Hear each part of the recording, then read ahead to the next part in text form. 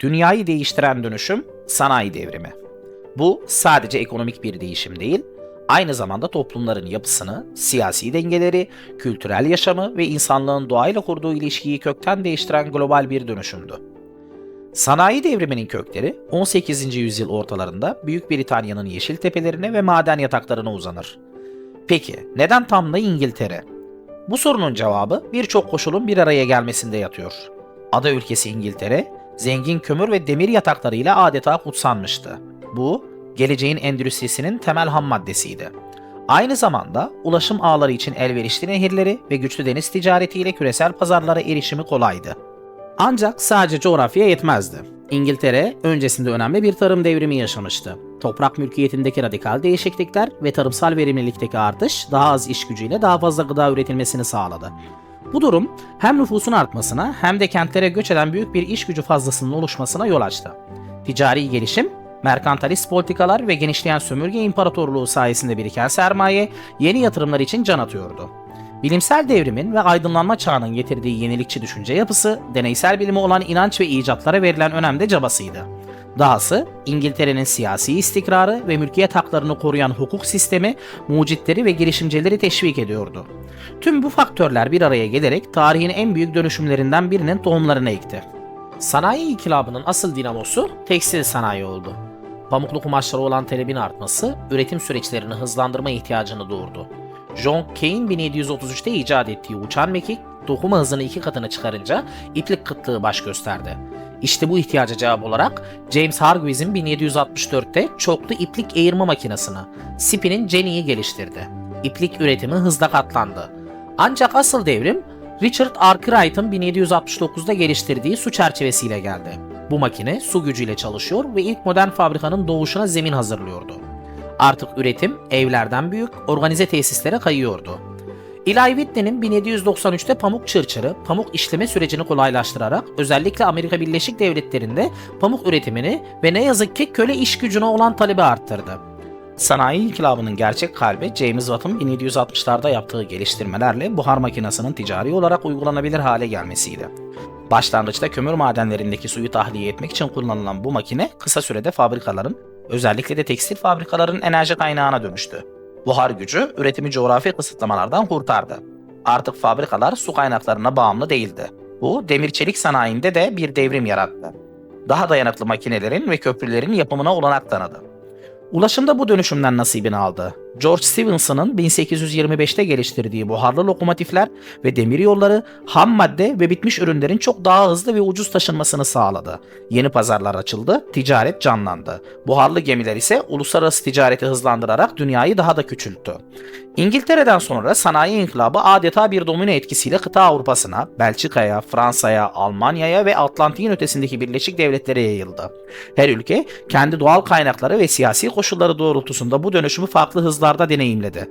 Özellikle Almanya 19. yüzyılın sonlarında birleşmesini takiben sanayileşmeye büyük yatırımlar yaparak kimya ve elektrik sanayilerinde hızla lider konuma yükseldi. Amerika ise engin doğal kaynakları, Avrupa'dan gelen göçmen iş gücü ve gelişen ulaşım ağlarıyla kısa sürede dünyanın en büyük sanayi güçlerinden biri oldu. Bu yayılmayla birlikte 19. yüzyılın sonları ve 20. yüzyılın başlarında ikinci sanayi inkılabı olarak adlandırılan yeni bir aşamaya geçildi. Buharın yerine elektrik ve petrol gibi yeni enerji kaynakları aldı. Kimya, çelik, elektrik ve otomotiv gibi yepyeni endüstriler doğdu. İçten yanmalı motor, telefon, ampul gibi çığır açan icatlar günlük hayatı yeniden tanımladı. Henry Ford'un öncülük ettiği seri üretim Fordizm ve Frederick Taylor'ın bilimsel yönetim anlayışı Taylorizm ise üretim süreçlerini daha da optimize etti.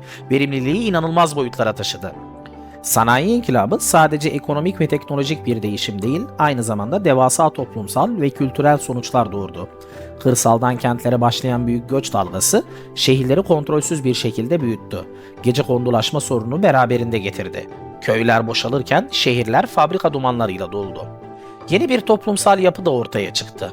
Bir yanda fabrika sahipleri ve kapitalistlerden oluşan sanayi burjuvazisi, diğer yanda ise makineleşen dünyanın yeni emekçileri, sanayi proletaryası.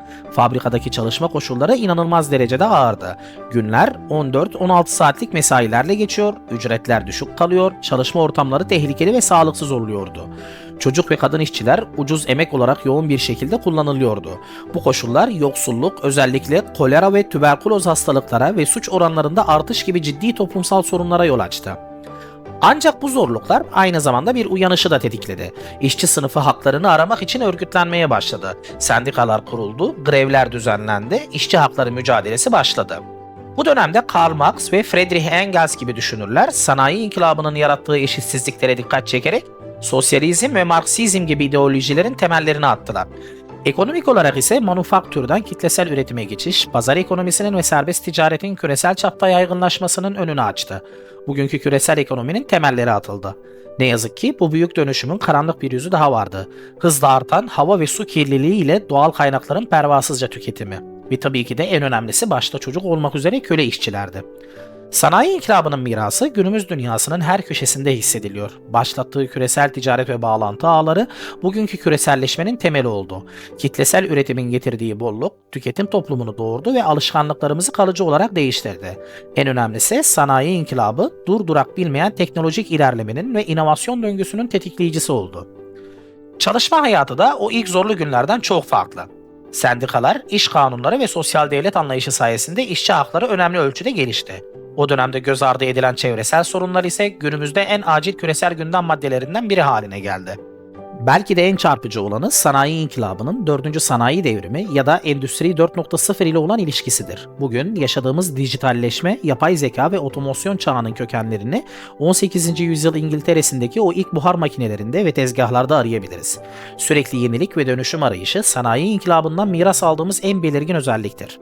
Sanayi inkılabı insanlığın üretim biçimini, yaşam tarzını ve düşünce yapısını kalıcı olarak değiştiren, hem aydınlık hem de karanlık yüzleri olan bir süreçti. Bize büyük dönüşümlerin hem fırsatlar hem de zorluklarla dolu olduğunu gösterdi. Geçmişi anlamadan bugünü ve geleceği inşa edemeyiz. Bu büyük inkılabın mirası günümüz dünyasını anlamak ve geleceğe yön vermek için ne kadar önemli olduğunu bir kez daha kanıtlıyor.